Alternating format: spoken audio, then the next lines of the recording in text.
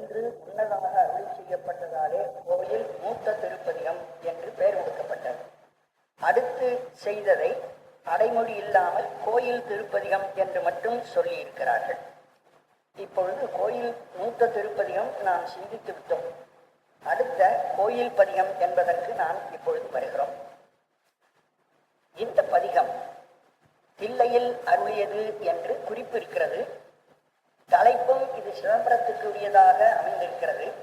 ஆனால் 10 பாடலையும் படிக்கிற போது அந்த 10 பாடல்களிலும் திருப்பெருந்துறைதான் வருகிறதே தவிர சிதம்பரம் அல்லது தில்லை அல்லது அம்பலம் அல்லது பொன்னம்பலம் என்பது போன்ற எந்த சொல்லும் இடம்பெறவில்லை. அதனால் இந்த பதிகம் திருப்பெருந்துறையில் அருளி செய்யப்பட்டிருக்கலாம் என்ற ஒரு எண்ணம் நமக்கு உண்டாகிறது. அதனால பதிகத்தை கவனித்துக் கொண்டே போய் கடைசியில் இந்த முடிவுக்கு நாம் வரலாம்.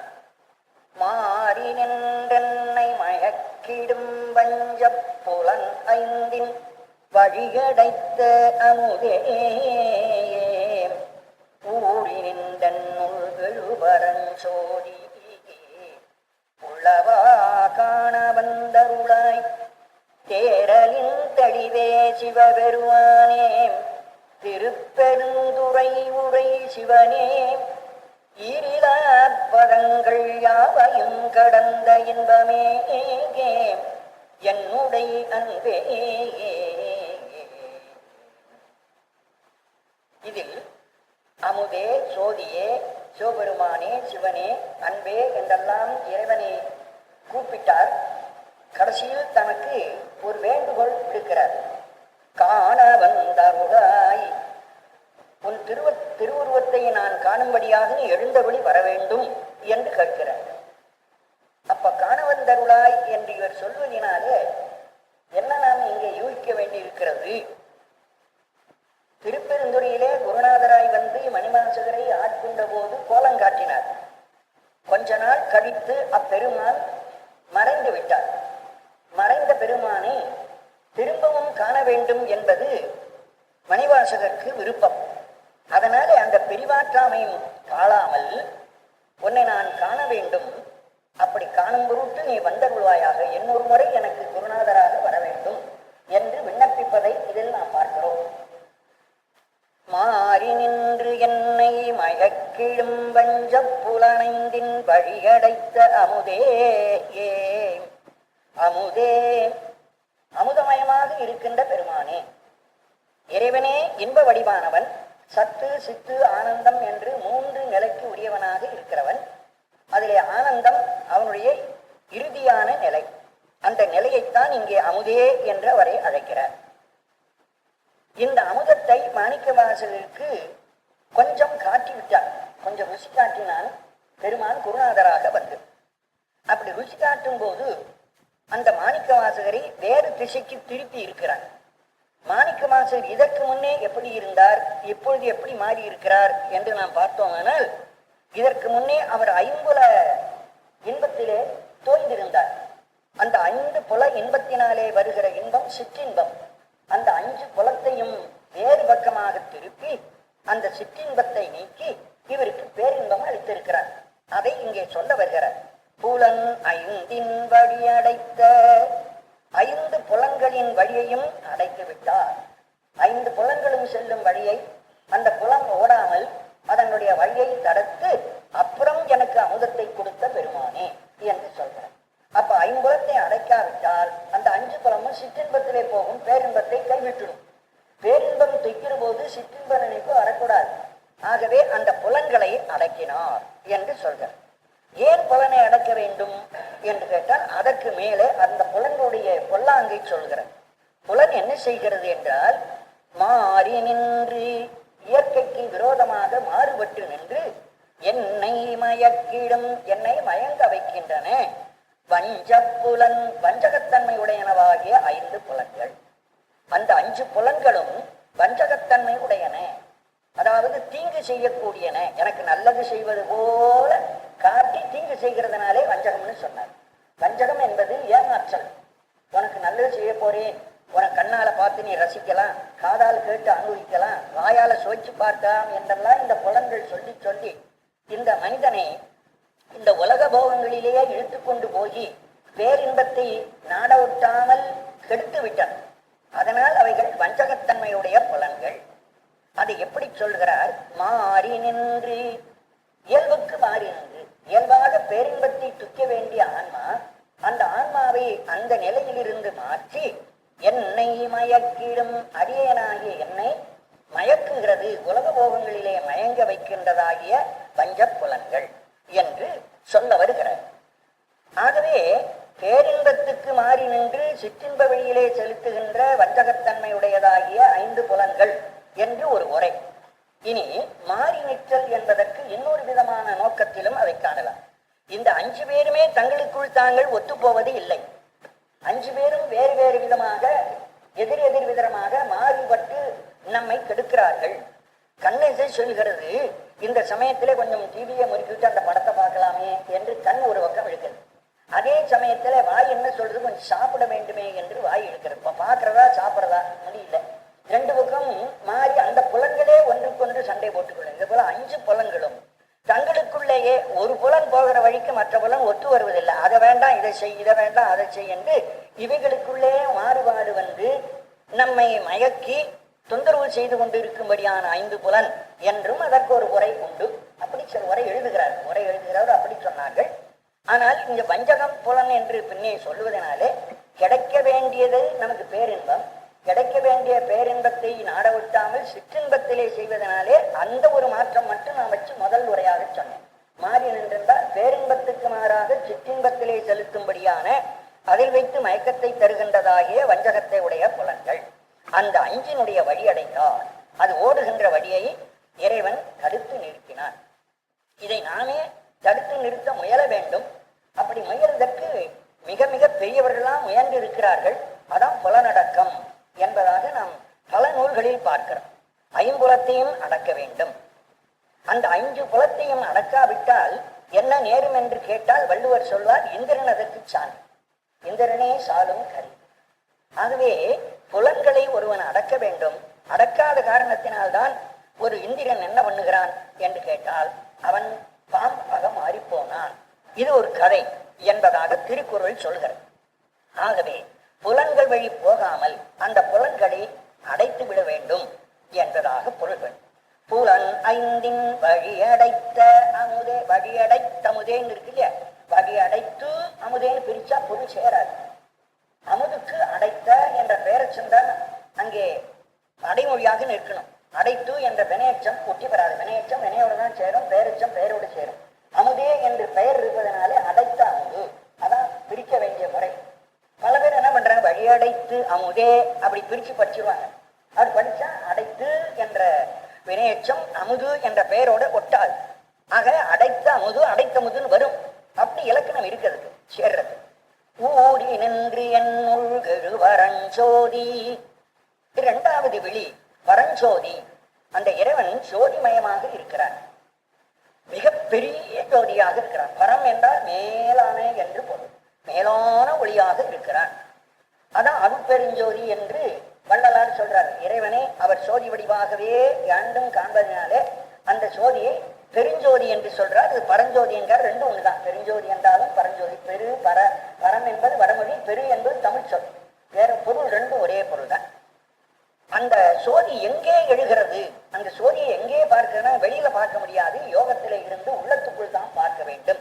என் உள்ளெழுவரஞ்சோதி, எனக்குள்ளேயே என்னுடைய உடம்புக்குள்ளேயே அந்த சோதியை நாம் பார்க்கணும். மூலாதாரத்திலிருந்து ஆக்ஞா என்ற புருவ மத்தியிலே போய் நின்று பார்த்தால் அந்த புருவ மத்தியிலே தான் அந்த சோதியானது தென்படும். அதனாலே என்னுடைய எழுவரஞ்சோதி ஊறி நின்று என் உள்ளத்துக்குள்ளே அமுதத்தையும் ஊறிவித்து அங்கே ஒரு சோதியாக காணப்படுகிறார். புருவ மத்தியிலே தான் அமுதம் ஊறி வரும். அந்த அமுதே நீ அமுதாக ஊறி நின்று என் உள்ளத்திலே ஒரு சோதியாகவும் எனக்கு நீ காட்சி தருகிறாய். உள்ளவா காண வந்தருளாய். இப்படி என் உள்ளத்துக்குள் சோதியாக தெரிந்தால் போதாது. நான் உன்னை குருவாக நேரே தரிசித்தேன், இப்பொழுது நீ மறைந்து விட்டாய், உன்னை நான் பார்க்க வேண்டும் என்று ஆசையா இருக்கிறேன். ஆகவே உள்ளவா, நீ இதற்கும் எனக்கு எப்படி காட்டினாயோ அந்த உருவத்தோடையே, அந்த உருவமான் தான் உள்ளபடி நீ முன்னே காட்டியதுபடியே காண வந்தருளாய். இப்பொழுது நான் கண்ணால் பார்க்கணும், இன்னொரு முறை குருநாதனாக வருவாயாக தேரலின் தெளிவே. தேரல் என்றால் கள் அல்லது தேன். தேரல் என்ற வார்த்தைக்கு தெளிவு என்பது பொருள். பல பொருட்களை ஊற வச்சு அதை வடித்தெடுத்து சாராயம் செய்கிறார்கள். அந்த வடித்தெடுக்கிறதுனால்தான், தெளிந்து எடுக்கிறதால் தான் அதுக்கு தேரல் என்று பெயர் வருகிறது. அந்த தேரலையும் இன்னும் தெளித்தெடுத்தால் அது சிவமாக கிடைக்கிறது. அதனால்தான் தேரலின் தெளிவே. தேரல் உலகத்தில் இருக்கிற சாதாரண கள். அதை குடிச்ச உடனே இவனுக்கு இன்பம் போதை ஏறி போகுது.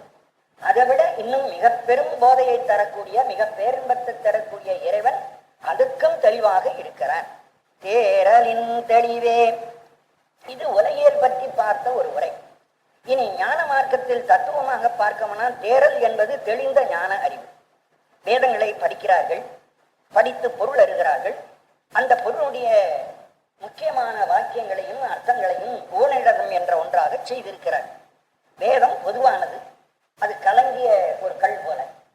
அதை தெளிய வச்சு அதில் இருக்கிற சாரமான பொருளை எடுத்து உவனிடகம் என்று ஒன்று செய்திருக்கிறார்கள். அது தேரல். தேரல் என்பது வடித்தெடுத்த பொருள். வேதம் ஒரு கலங்கிய கல். அந்த கல்லை தெளித்தெடுத்தது உவனிடகம். அந்த உவனிடத்தை படிச்சு அப்ப நாம் என்ன செய்யணும், கடவுள் என்பவன் யார் என்பதை கடைசியில் ஒரு முடிவெடுக்கணும். அது சித்தாந்தம். வேதாந்தத்துக்கு மேல் வருகிற சித்தாந்தம் தான் இந்த தேரலின் தெளிவு. முதல்ல இருக்கிற தேரல் அங்கிறது உவனிடதம். அந்த உபனிடத்திற்கும் தெளிவாயிருப்பது சித்தாந்தம். அந்த சித்தாந்த தெளிவாயிருக்கிற பரம்பொருளே என்று அவர் காட்ட வருகிறார். தேரலின் தெளிவே சிவபெருமானே. சிவபெருமான் என்ற பெயரை உடையவன். சிவம் என்ற வார்த்தைக்கு மங்களம். மங்களம் என்றால் நன்மை. நன்மையே வடிவானவன், தீமை கலப்பில்லாதவன். அதனால்தான் இறைவனுக்கு சிவன் என்ற பெயரை சைவர்கள் நிலையாக வைத்திருக்கிறார். சைவத்துக்கு முழு முதற் கடவுளாக பேணுகிற பெருமானுக்கு பெயர் சிவம். அந்த சிவம் என்ற சொல்லிலிருந்தான் நம்முடைய மதமே சைவம் என்று வருகிறது. சைவம் என்ற ஒரு மதத்துக்கு அடிப்படை சொல் எங்கிருந்து கிடைச்சிருக்குன்னா சிவம் என்ற சொல்லிருந்து வருவது சைவம். ஆனா இதே சிவம் என்ற வார்த்தையை மற்ற எல்லா மதத்தவர்களும் பயன்படுத்துவார்கள். வைணவர்களும் சொல்வார்கள், அருகர்கள் கூட, சமணர்கள் கூட சிவம் என்ற பெயரால் சொல்வார்கள். அங்கே பொருள் என்னன்னா அவனும் நல்லவன், நன்மையை செய்கிறவன் என்ற பொருளை சொல்றார். ஆனா நாம் சொல்லுகிற போது என்ன சொல்லுகிறோம் என்றால், அவன் நல்லவன், தீமையை கலப்பில்லாதவன் ரெண்டும் சொல்லுவான். நன்றுடையானை தீயதீலானை. இதுதான் சிவம் என்ற வார்த்தைக்கு பொருள். தேவாரத்தில் அவர் சொல்றார், நன்றுடையான், நல்லது உடையவன். அதே சமயத்தில் நல்லது இருக்குன்னா அவர் கற்றது இருக்கலாம் ஒருத்தங்கிட்ட. ஆனா இந்த இறைவன்கிட்ட நல்லது இருக்கே தவிர கெடுதலே கிடையாது. அதான் தீயது இலான்.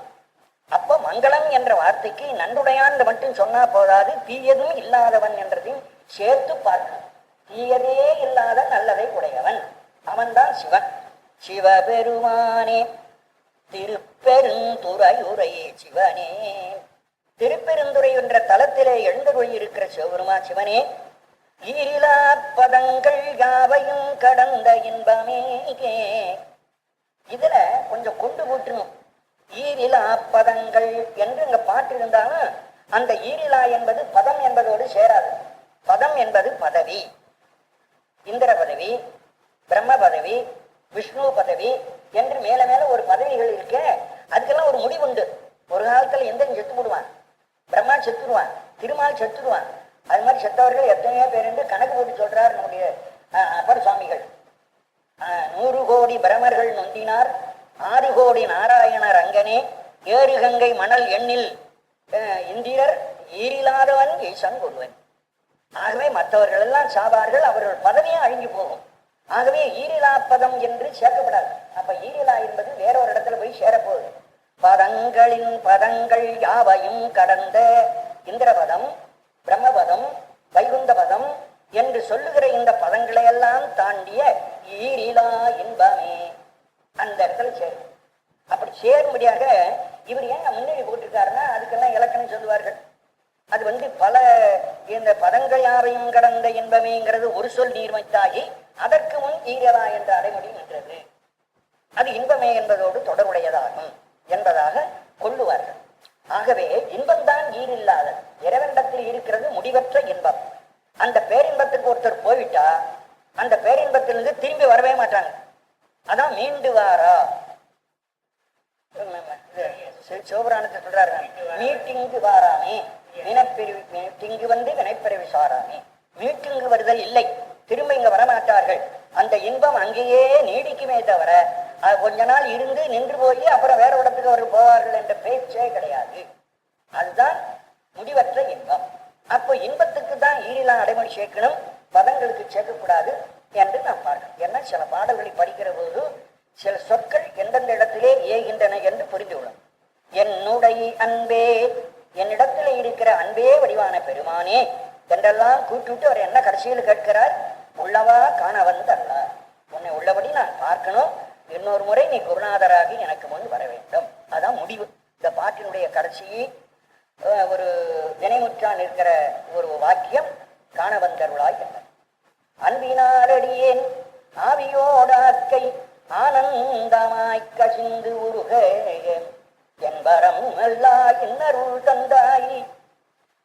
யான் இதற்கு இளம்பொருள் கைமாறு முன்புமாய் பின்பும் முழுதுமாய் பரந்த முத்தனே முடிவிலா முதலே தென்பெருந்துறையாய் சிவபெருமானே சீருடை சிவபுரத்தரசேயே. அன்பினால் அடியேன், அடியேன் நான் அன்பினால் அன்பு காரணத்தினாலே உன்னிடத்திலே ஈடுபட்டேன். ஆவியோடாக்கை, என்னுடைய ஆக்கையாகிய உடம்பும் அந்த உடம்புக்குள் இருக்கிற ஆவியும் இப்போ எப்படி மாறி போனோம் என்றால், ஆவியோடாக்கை ஆனந்தமாய் மகிழ்ச்சியாக மாறிடும். என உடம்பு வேறு உயிர் வேறு, இது ரெண்டும் இந்த உலக பிரபஞ்சத்திலே இருந்தாலும் உலகத்தை அனுபவிக்கவில்லை, உலகத்துக்கு மேற்பட்டதாகிய பேரின்பத்தை அனுபவிக்கின்றன. அதனால உடம்பும் உயிரும் இன்பமயமாக எனக்கு போய்விட்டன என்று சொல்றேன். இந்த ஆவியும் ஆக்கையும் ஆனந்தமயமாய் மாறுவதுதான் சிவமயமாக ஆதல். என்னை சிவமாக்கி ஆட்கொண்டார்னு பல இடத்துல சொல்றார் பாரு மாணிக்கவாசகர். சிவமாக்கி என்னை ஆட்கொண்டார், நான் சிவமானேன் என்றெல்லாம் சொல்றது இந்த இன்பமயமாக மாறி போனதுதான். அப்படி தங்களுடைய ஆவியையும் உயிரையும் உடம்பையும் ஆனந்தமாய் கசிந்து உருக, நான் உள்ளம் கசிந்து கசிந்து உருகுகிறேன்.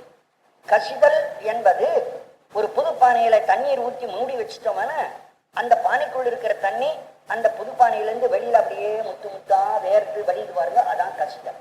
அதுபோல உள்ளத்திலே இருக்கிற அன்பு என்ன செய்யும், அந்த புதுப்பானை நீர் கசுவதி போல உள்ளத்தில் இருக்க அன்பு அப்படி சொட்டு சொட்டா வெளியில வரும். அதன் பிறகு உருகவே ஆரம்பிச்சு போகும் அந்த மனம். இதுவரையில கொஞ்சம் கொஞ்சமா கசிந்தது, அப்புறம் ஒரு கெட்டியா இருந்த ஒரு நீரா முழுவதும் கரைஞ்சு போறது போல மனமே கரைஞ்சு ஓட ஆரம்பிக்கும். அப்படி கசிந்து உருக என்பரம் அல்லா இன்னருள் தந்தாய், எனக்கு ஒரு இனிய அருளை நீ கொடுத்திருக்கிறாய். அந்த இன்னருள் என்னிடத்தில் என்னுடைய தரத்தில் உள்ளது அல்ல, உன்னுடைய தரத்தில் இருக்கிறது. என் பரமல்லா என்னருள். என்பர்னா என்னுடைய வசம், என் வசம். அதாவது நான் செய்யக்கூடிய இயல்பு என்று ஒன்று இருந்தால் அது திருவருள் என்னிடத்தில் இல்லை. திருவருள் இறைவனே உன்னிடத்தில் இருக்கிறது, உன் பரம், அது உன்னிடத்துக்குரியது, என்னுடைய செயல் அல்ல. என்பரம் அல்லா இன்னருள், என் வசம் இல்லாது உன்வசமே இருக்கக்கூடியதான இன்னருளை எனக்கு தந்தாய், கொடுத்தாய். இப்பேற்பட்ட இன்பத்தை எனக்கு கொடுத்து விட்டாயே, கொடுத்த உனக்கு நான் ஏதாவது திருப்பி பதிலாக கொடுக்கலாம் என்று நினைத்தால் இடத்தில் என்ன இருக்கு? அதற்கு சமமா கொடுப்பதற்கு ஒன்றும் இல்லையே. யான் இதற்கு இளன் ஓர் கைமாறு, இதற்கு இந்த இன்னருள் கொடுத்த அந்த செயலுக்கு கைமாறு பிரதி பிரயோஜனம் திரும்ப செய்யும் உதவி இளன் இல்லாதவனாக இருக்கிறேன். யான் கைமாறு இளன், யான் கைமாறு செய்வதற்கு உரிய முடியாதவனாக இருக்கிறேன். நீ தந்தது அவ்வளவு பெரிய பொருள், அதற்கு சமமா ஒன்றை நான் கைமாறாக உனக்கு கொடுப்பதற்கு இல்லை. முன்புமாய் பின்பும் முழுதுமாய் பரந்த முத்தனே, கடவுள் எப்படி இருக்கிறார்? இந்த உலகம் தோன்றுவதற்கு முன்னும் இருக்கிறான், பின்பும் இந்த உலகம் அழிந்ததற்கு பின்பும் முழுதுமாய் இருக்கிறான். ஆகவே நடுவில் கொஞ்ச காலம் உலகம், அந்த பிரபஞ்சமெல்லாம் தோன்றி நின்று அழியப் போகின்றன. இந்த காலத்துக்கு பிரபஞ்சம் தோன்றி நின்று அடிக்கிற கால எல்லைக்கு முன்னும் அவன் இருக்கிறான், பின்னும் அவன் இருக்கிறான். முன்புமாய் பிரபஞ்ச தோற்றத்துக்கு முன்புமாய் பின்பும் முழுதுமாய் பிரபஞ்சம் அழிந்ததற்கு பின்னும் முழுதுமாகி பரந்த எங்கிலும் வியாபித்திருக்கின்ற முத்தன். அவன் ஒரு இடத்தில் இருந்து ஒரு இடத்தில் இல்லை என்று சொல்ல முடியாது, எங்கும் இருக்கிறான். அதைத்தான் பரந்த இருக்கிற நிலையத்தான் வியாபகம் என்று சொல். கடவுள் வியாபகத்தன்மை உடையவன். அப்படி எங்கும் விரிந்திருப்பதால் தான் யார் எதை செய்தாலும் அவனுக்கு தெரியும். யாருக்கு என்ன செய்யணும்னா உடனே அவனால் செய்யணும். அவன் குறிப்பு ஏதோ ஒரு இடத்தில் இருந்து கொண்டிருந்தானால் ஒருத்தருக்கு உதவி செய்யணும்னா அவனால் முடியாது. அவன் எங்கும் கலந்திருப்பதால் தான் அவனாலே எல்லாம் செய்ய முடிகிறது. இந்த கலந்திருக்கிற தன்மையைத்தான், வியாபகமாக இருக்கிற தன்மையைத்தான் வடமொழியில விஷ்ணு என்று சொல்லுவார். இதுக்கு என்ன பொருள்? இதுக்கு வட சொல்ல என்னன்னு பெருங்கன்னா வட விஷ்ணு. விஷ்ணுனா எங்கும் வியாபகமாக இருக்கிறவன். இந்த விஷ்ணு என்ற பெயரை சிறப்பா அவர்கள் வைத்துக் கொண்டிருக்கார்கள் வைஷ்ணவர்கள். ஆனா சிவனும் விஷ்ணு தான். ஏன்னா சிவனும் எங்கும் பறந்திருப்பவன் என்ற பொருளை நாம் எடுத்துக்கொண்டோமானால் சிவனுடைய அஷ்டோத்தரத்துல விஷ்ணு என்ற பெயர் வரும். அப்ப திருமாலா இருக்கிறான்னு அர்த்தம் பண்ணப்படாது. சிவனது அஷ்டோத்தரத்துல விஷ்ணு என்ற சொல் வருமானால் அவன் திருமால் என்று சொல்லாமல் எங்கும் பறந்திருக்கிறவன் என்று பொருள். விநாயகரை நாம் குட்டிக் கொள்கிறபோது சுக்கலாம் பிரதரம் விஷ்ணு, சுக்கலாம் பிரதரம், சுக்கல ஆம்பரதரம். சுக்கலம் வெண்மை, ஆம்பரம் ஆடை, தரம் தரித்திருப்பவர். வெண்மையான ஆடை கட்டியிருக்கிறார் விநாயகர். கட்டியிருக்கிறார் வெண்பட்டு. அவருக்கு வெள்ளையான ஆடை சாத்தணும் விநாயகர். ஏன்னா அவரு சாத்வீக குணம் உள்ளவர். அவருக்கு வேற நிறத்தெல்லாம் ஆடை அணியப்படாது. பிள்ளையாருக்கு வெள்ளை வேட்டி தான் கட்டணும். பூஜை பண்ணா கூட அதான் சுக்கலாம்பரதரம் விஷ்ணு. அடுத்ததுல விஷ்ணு எங்கும் பறந்திருக்கிறவர். அவரும் வியாபி, அவரும் வியாபகமாக இருக்கிறார். அதனால்தான் அந்த சொல் அங்கே பயன்படுகிறதை பார்க்க. எங்குமாய் முழுதுமாய் பறந்த முத்தனே. முத்தன் என்றால் மோட்சத்தை அருளுகிறவன். முக்தி என்பது விடுபட்டவன் என்று. பெத்தம் என்பதற்கு நேர் எதிரான சொல் முத்தம். பெத்தம் என்பது கட்டுண்ட நிலை. மலங்களினாலே கட்டப்பட்டிருக்கிற ஆன்மாவுடைய நிலை பெத்த நிலை. அந்த மலங்கள் எல்லாம் அற்று போய் விடுமானால் அது மோட்ச நிலை. முத்தம் என்பது விடுபட்டது என்ற பொருள் அதற்கு. அதனாலே இந்த ஆணவக்கட்டு எல்லாம் அற்று அந்த ஆன்மா தூயதாக ஆகி இறைவனோடு கலந்து போகிறதே. அப்படி கலக்கிற போது எல்லாம் விட்டு போனதினாலே அதுக்கு முத்தம் என்று பெயர் வருகிறது. அதனால்தான் வீடு அதை முத்தின்னு சொல்றோம். அந்த நிலைய முத்தம்னா விடுபட்ட நிலை என்ற பெயர்ல வடமொழியில வச்சிருக்கார்கள். தமிழ்ல என்ன பண்றோம்? வீடு விடுபட்டது என்ற பொருளை தான் தமிழ்லயும் அதுக்கு பெயர் வைக்கிறோம். முத்தனே முடிவிலா முதலே. அழிவில்லாதவன் முதலாகவே இருக்கிறான். எப்பொழுதும் முதற் பொருளாக இருக்கிறான். தென்பெருந்துறையாய், அழகான திருப்பெருந்துறையிலே இருக்கின்ற பெருமானே. சிவபெருமானே, சிவபெருமான் என்ற சிறப்பு பெயர் உடையவனே. சீருடை சிவபுரத்தரசே. சீருடை சிறப்பு மிக்கதான சிவபுரம் என்ற ஊரிலே இருந்து அரசாளுகிற அரசே அரசனை. இப்ப இந்த சிவபுரம் என்பது எது என்ற ஒரு ஆய்வு பார்க்கும். சிவபுரம் என்பது கைலாசத்துக்கு பெயர். கைலாசத்துக்கு சிவபுரம் என்று சொல்வார். இது கைலாசத்தை தான் இந்த இடத்துல குறிக்கிறது. சில சமயத்துல சிவபுரம் என்பது திருப்பெருந்துறையும் வரும். திருப்பெருந்துறை எங்கோ சில சந்தர்ப்பத்திலே சிவபுரம் என்ற பெயரால் கையாளப்படும். ஆனா இந்த ஒரு பாட்டுல ரெண்டும் வருது பாருங்க. தென்பெருந்துறையார் சிவபுரத்தரசே என்று வந்ததுனாலே சிவபுரம் என்பது திருப்பெருந்துறை அல்ல, அது வேற ஒரு ஊர், அதாவது கைலாயம். அந்த கைலாயத்தில் இறைவன் அங்கே எப்படி இருந்து கொண்டிருக்கிறான்? அரசு ஆட்சி செய்கிறவனா இருக்க, பஞ்சகிருத்தியம் செய்கிறான். கைலாயத்தில் இருக்கிற ஸ்ரீகண்டர் ருத்ரர் என்ற பெருமான் தான் 5 தொழிலும் நடத்துகிறார். அவர் தான் அரசர். எல்லாருக்கும் பேரரசராயிருந்து ஒவ்வொருவரையும் அதிர்ச்சித்து அதிகாரம் பண்ணி நடத்தி கொண்டிருக்கிறார். அதனால அரசே என்று சொன்ன. இப்பேற்பட்ட பெருமானே, நீ எனக்கு இன்னருள் தந்தாய், நான் இதற்கு உனக்கு ஒரு கைமாறி இல்லாதவனாக இருக்கிறேன் என்று பாட்டினுடைய பொருள் அங்கே முடியும். அரசனே அன்பருக்கு அடியனேனுடைய அப்பனே, ஆவியோட அக்கை புரை புரை கனிய புகுந்து நின்றுரைக்கு பொய்யிருள் கடிந்தமை சுடரே. திரைபுறா மன்னும் அமுதத்தன்கடலே, திருப்பெருந்துறை உரை சிவனே, உரை உணர்வு இறந்து நின் உணர்வதோர் உணர்வே. யான் உன்னை உரைக்குவார் உணர்த்தே. அரசனே, அரசனாக இருந்து ஆட்சி செய்கின்றவனே. அன்பருக்கு அடியனே என்னுடைய அப்பனே. அன்பருக்கு அரசனே, அரசனே அன்பருக்குன்னு சேர்த்து அன்பர்களுக்கெல்லாம் நீ தலைவனாய் இருக்கிறாய் என்று முடிச்சு கொள்ளணும். அடியனே என்னுடைய அப்பனே, அடியனாக எனக்கு நீ எப்படி இருக்கிறாய்? தகப்பனாக இருக்கிறாய். மற்ற அடியார்களுக்கெல்லாம் நீ ராஜாவா இருக்கிறாய். என்ன பொறுத்தளவுக்கு நீ தகப்பனாக இருக்கிறாய். இறைவன் தகப்பனாவும் இருப்பான், அரசனாகவும் இருப்பான். எந்த விதமான நிலையிலும் அவன் வருவான். ஆவியோடு ஆக்கை பொறை பொறை கனிய, ஆவியோடு ஆக்கை, ஆவி உயிரும் ஆக்கை உடம்பும் இந்த இறைவனுடைய நிலையினால் என்னாச்சு, கொஞ்சம் கொஞ்சமாக கனிய ஆரம்பிக்கிறது. புறைன துளை, புறை புறை ஒவ்வொரு துளையும் கனிய ஆரம்பித்தது. என்னுடைய உடம்பில் இருக்கிற ஒவ்வொரு சிறு சிறு துவாரத்திலும் கூட கனிந்து உருக ஆரம்பிக்கிறது. புகுந்து நின்றுருக்கி, அந்த ஒவ்வொரு துளையிலும் அந்த இறைவன் புகுந்து கொண்டே வருகிறான், நுழைந்து நுழைந்து வருகிறான், நுழைந்து நுழைந்து வந்து அங்கெல்லாம் உருக்குகிறான் என்று சொல். யோக நிலையில் இருக்கிறவர்களுக்கு அந்த யோகத்திலே புருவ மத்தியிலே இறைவனை பார்த்து கொஞ்ச நேரம் கழிச்சு அமுதத்தை சாப்பிட்ட பிறகு அந்த அமுதம் என்ன செய்கிறது, அப்படியே உடம்பெல்லாம் போய் பரவுகிறது. உடம்பில் உள்ள ஒவ்வொரு துளையிலும் அந்த அமுதம் பாய்கிறது. அதைத்தான் இங்கே சொல்றார், புரை புரை கனிய, துளை துளை தோறும் ஒவ்வொரு துளையிலும் கனிய, அந்த இடமெல்லாம் நைந்து நைந்து போக புகுந்து, அந்த அமுதம் போவது என்பது இறைவனே போவதாக சொல்கிறார். புகுந்து நின்று உருக்கி என்னை கசிய வைத்து பொய்யருள் கடிந்த மெய்ச்சுடரே, என்னிடத்தில் இந்த பொய்யாகிய ஆணவ இருட்டை நீக்கிய உண்மை ஒளியே. மெய்ச்சுடர் அவன் உண்மையான ஒளி. சுடர் என்றால் ஒளி. மற்ற ஒளிகளுக்கும் இறைவனாகிய ஒளிக்கும் வித்தியாசம் இருக்கிறது. மற்ற ஒளிக்கெல்லாம் ஒரு ஆதாரம் வேண்டும்.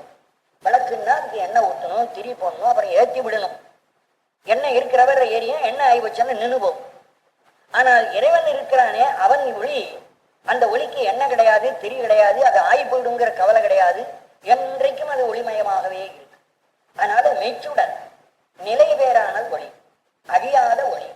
மற்றதெல்லாம் அணைஞ்சுவிடும், அது அணையாது இருக்கிற ஒளி, அது மெய்ச்சுடர். மெய் என்றால் ஞானம் என்று ஒரு பொருள். ஞானமே அவனுக்கு ஒளி, ஞானம்தான் அவனுக்கு ஒளிமயமாக இருக்கிறான், ஞான சுடராக இருக்கிறான். அந்த ஞானத்தினாலே பொய்யிருள் கடிந்தான், பொய்யாகிய ஆணவ இருட்டை நீக்கினான். ஒரு ஒளி வழக்குன்னா ஒரு இருட்டை போக்கணும். அப்ப இறைவனாகிய ஒளி எந்த இருட்டை போக்குறது என்றால் உள்ளத்து இருட்டை, ஆணவம் என்ற இருட்டை நீக்குகிறது. திரை பொறாமன்னும் அமுத தென்கடலே, இறைவனை கடல் என்று கூற வருகிறார். கடல் என்றால் எப்பொழுதும் அலை வீசிக் கொண்டிருக்கும். அலை வீசாத கடல் ராமேஸ்வரத்துல ஒரு இடத்துல இருக்குன்னு சொல்றாங்க, சந்நிதி கடல்ல மட்டும். அந்த இடத்துல என்னவோ தெரியல, அது காற்றழுத்தம் அப்படி அந்த இடத்துல வராமையினாலே அந்த இடத்தில் மட்டும் அந்த அலை வீசுவதில்லை. மற்ற எல்லா இடத்திலும் காற்று அழுத்தி அழுத்தி இந்த தண்ணீரை தள்ளுவதனாலே அலை உண்டாகி கரையில வந்து மோதுகிறது. ஆனா இறைவன் இருக்கிறானே, அவன் தென்கடல், தெளிந்த கடல், அலையே வீசாத கடல், அமைதியாய் இருக்கிற கடல். திரை பொறா, திரை அலை, பொறா மோதாத, அலை மோதாத கடல். திரை பொறா கடலே, மண்ணும் கடலே, நிலை பெற்ற கடல், என்றைக்கும் நிலைவேறாக இருக்கிறது. அமுத தென்கடலே, பேரின்பமாகிய தெளிந்த கடல். அந்த கடலுக்கு இப்ப நான் அனுமதி கொடுக்கிறார், அங்கே அலை வீசாது. மனம் அங்கே போய் நம்முடைய உயிர் அந்த இடத்துல இறைவனோடு சேர்ந்துட்டா அப்ப அந்த மனத்துக்கு அங்க அலைவே கிடையாது. எந்த அலை மோதலும் அந்த இடத்திலே உயிருக்கு இருக்காது, அப்படியே மூழ்கிவிடும். அந்த பேரின்பத்திலே தன்னை மறந்து இன்பத்தை மட்டும் அனுபவித்துக் கொண்டு. அதனால அலை வீசாதது, என்றும் நிலையாயிருப்பது, அமுதம் இன்பமயமாயிருப்பது, தெளி தென்கடல், தெளிந்த ஞானமாகிய கடலாக இருப்பது. திருப்பெருந்துரை உரை சிவனே, உரை உணர்வு இறந்து, உரை உணர்வு இறந்து, உரை பேச்சு, உணர்வு நினைப்பு, பேச்சும் நினைப்பும் கடந்து, மாற்றம் மனம் கழிந்து. மாற்றம் என்பது உரை, மனம் என்பது உரை, உணர்வு. அதனால உரை உணர்வு வார்த்தையும் நினைப்பும் தாண்டி நின்று உணர்வதோர், அப்படி பார்க்க வேண்டிய ஒரு பொருள். உணர்வதோர் உணர்வே, அப்படி உணரப்படுகின்ற உணர்வாய் இருக்கிற பெருமான். கடவுளை நாம் உணர வேண்டுமானால் அவனை பற்றி வார்த்தையால் பேசிக் கொண்டிருக்க கூடாது, அவனை பற்றி நினைச்சு பார்ப்போம் என்று நாம் முயலக்கூடாது. ரெண்டையும் விட்டுட்டு நாம் மனத்தை கொண்டு போய் அவனோட ஒன்று வச்சு மனத்தை அவனோட லயமாக்கிட்டோம்னா அவனை நாம் உணரலாம். அப்பதான் உணர முடியுமே தவிர வார்த்தையினால் சொல்லி உணர முடியாது, மனத்தால் நினைத்தும் அவனை உணர முடியாது. ரெண்டையும் விட்டுட்டு அந்த மனத்தை இறைவனோட லயமாக்கணும், ஒன்று கொடுக்கணும். அப்படி உணரப்படுகின்ற உணர்வாய் இருக்கிற பெருமானே, யான் உன்னை உரைக்குவார் உணர்த்தே. எனக்கு உன்னை பத்தி உலகத்தில் இருக்கிற மக்களுக்கு சொல்லணும்னு ரொம்ப ஆசையா இருக்கு. என் மனத்தில் நீ வந்து நின்று உணர்த்துவாயாக. நீ உணர்த்தினால்தான் நான் உணர்த்த முடியும். இந்த வாக்கியம் திருவிசைப்பாவிலே கையாளப்படுகிறது. திருவிசைப்பாவில முதல் பகுதி 10 பாட்டும் இதே கருத்தாவர். ஒளி உலர் விளக்கேன்னு சொல்லி கடைசியில நினையுமா நினையே, பேசுமா பேசே, சொல்லுமா சொல்லே, நான் சொல்ல நீ சொல், நான் உணர நீ உணர்த்து என்று ஒவ்வொன்றிலும் சொல்லிக்கொண்டே வருவார். அவன் மனசுல இருந்து சொன்னாதான் நான் பேச முடியும், அவன் உணர்த்தினால்தான் நாம் உணர முடியும் என்று சொல்ல உயர்ந்த ஒரு தத்துவம் அது வரைக்கும். உணர்ந்த மாமுனிவர் உம்பரோடு பொழிந்தார் உணர்வுக்கு தெரிவரும் பொருளே இணங்கிலே எல்லா உயிர்கட்கும் உயிரே எனை பிறப்பருக்கும் எம்மருந்தே திணிந்ததோர் இருளில் தெளிந்த தூவெளியே திருப்பெருந்துரை உரை சிவனே குணங்கள் தாம் இல்லா இன்பமே பொன்னை குறுகினேற்கு இனி என்ன குறையே. உணர்ந்த மாமுனிவர் வேதங்களையும் உபனிஷத்துக்களையும் நன்றாக உணர்ந்து படித்த பெரிய முனிவர்களும் கூட, உம்பரோடு தேவர்களும் கூட, ஒழிந்தார் இவர் ஒழிந்த மற்றவரும் கூட. ஒழிந்தார் என்பது இவரல்லாத மற்றவர்கள், மற்ற மனிதர்கள். முனிவர்கள் யோகத்திலே சிறந்தவர்கள், வேத முதலியவற்றை படித்தவர்கள். உம்பர் என்பது தேவர்கள், ஒழிந்தோர் இவரல்லாத சாமானிய மக்கள் ஆகிய இந்த 3 பேராலும் உணர்வுக்கு தெரிவரும் பொருளே, இவர்களுடைய உணர்வுக்கு காணப்படாதிருக்கிற பொருள் அந்த இறை, இவருடைய பொருளுக்கு தட்டுப்படாதவன். இணங்கிலி தனக்கு ஒப்புமை இல்லாதவன். இணக்கம் இலி இணங்கிலி, இணக்கம்னா ஒப்பு உவமை, தனக்கோர் உவமை இல்லாதவன் என்ற பொருள்ல வருகிறது. இணங்கிலி எல்லா உயிர்கட்கும் உயிரே, உயிர்க்குயிராயிருக்கிற பெருமான் கடவுள் நம் உடலுக்குள்ளே உடலை இருக்கிற உயிர் இருக்கிறது மாதிரி அந்த உயிரை ஏற்பதற்கு இன்னொரு உயிராக உள்ளே இருக்கிறான்.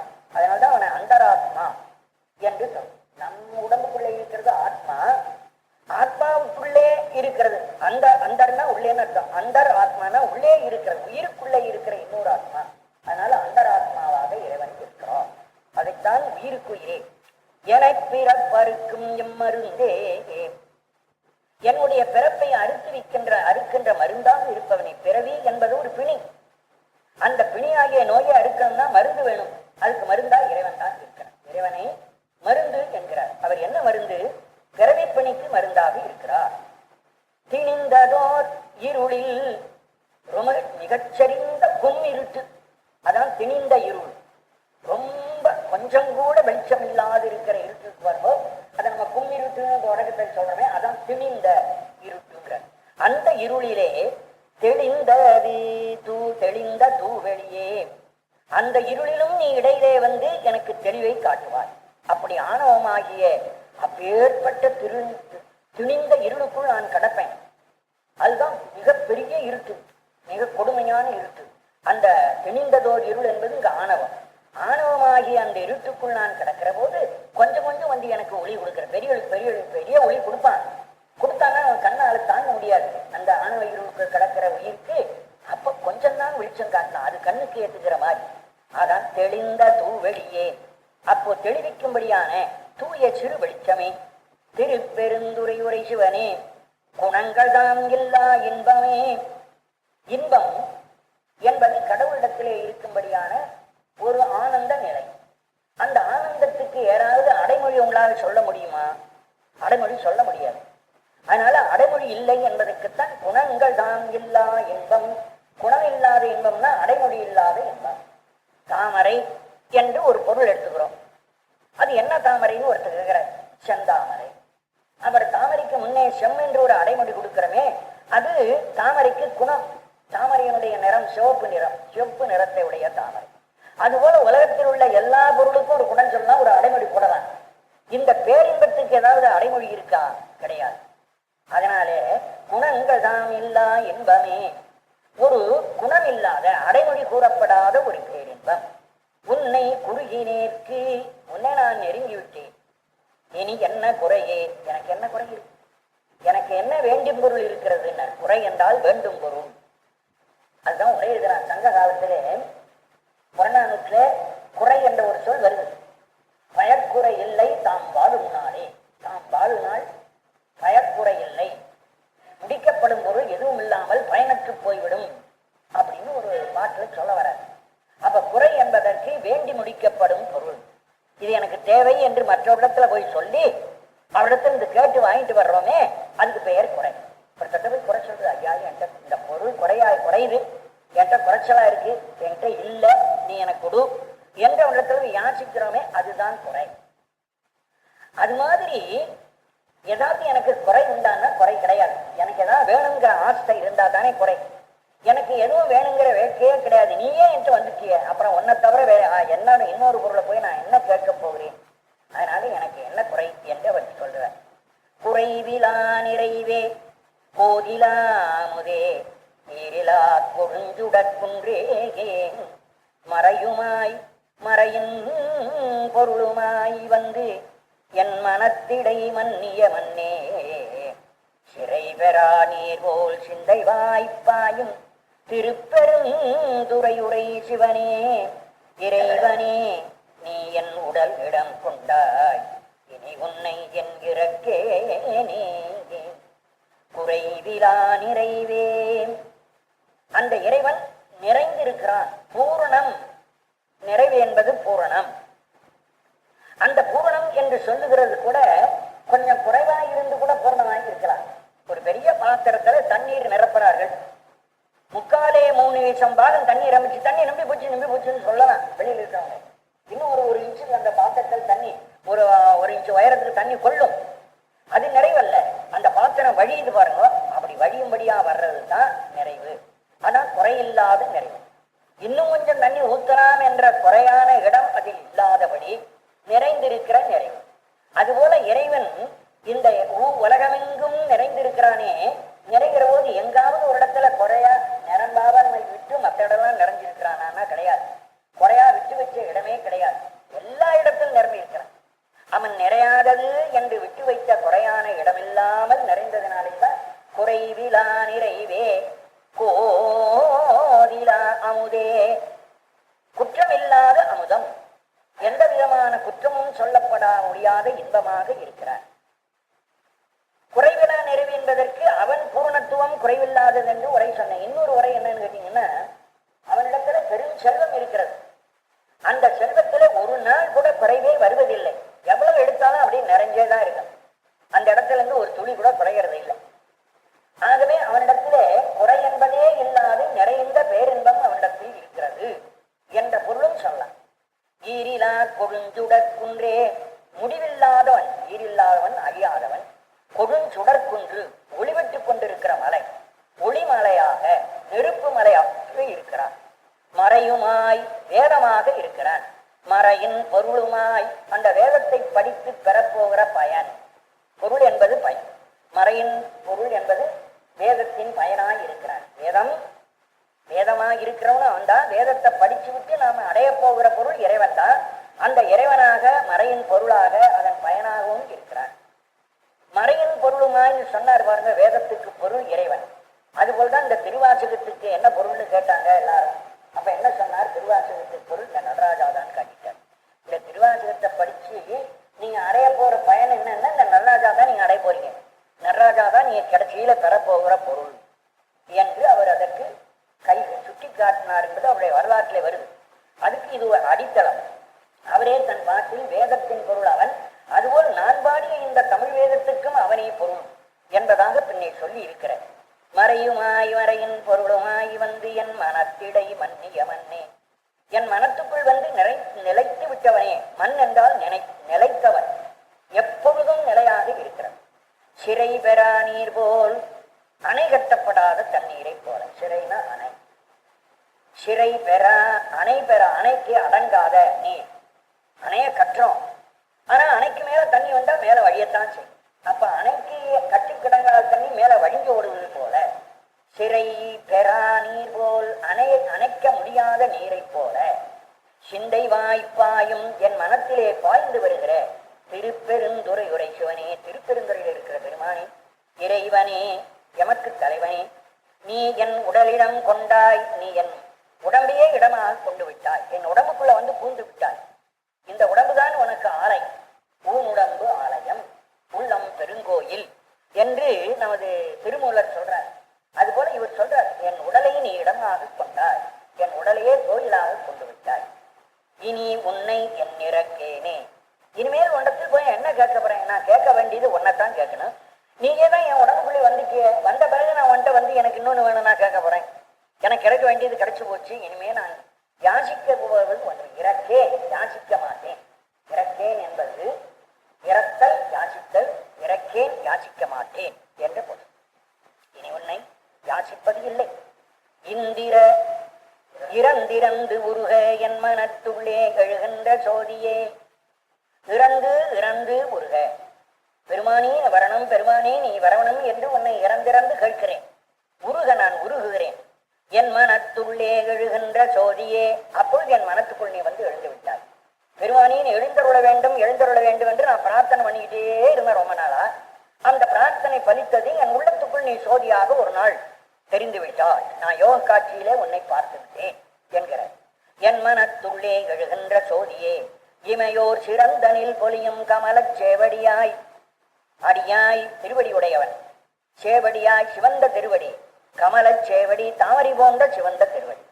அந்த தாமரை போன்ற திருவடினா அந்த தாமரையாகி பூ யார் தலையில இருக்குதுன்னு ஒரு கேள்வி. அதுக்கு என்ன பதில் சொல்றாரு? தேவர்கள் தலையிலே அந்த பூ இருக்கு. இமையோர் சிறந்தனில் பொலியும், தேவர்கள் தலையிலே சூட்டிக் கொள்ளப்படுவதான கமலச்சேவடி தாமரை பூவாயே தெரிவது. ஆகிய தேவர்கள்லாம் வந்து இறைவனை வணங்குகிறார்கள், தலையை காலில் வச்சு வணங்குகிறார்கள். அப்போ அந்த தலையை காலில் படுவதனாலே தலைக்கு அந்த கால் தலையில் சூட்டும் பூவாக இருக்கிறது.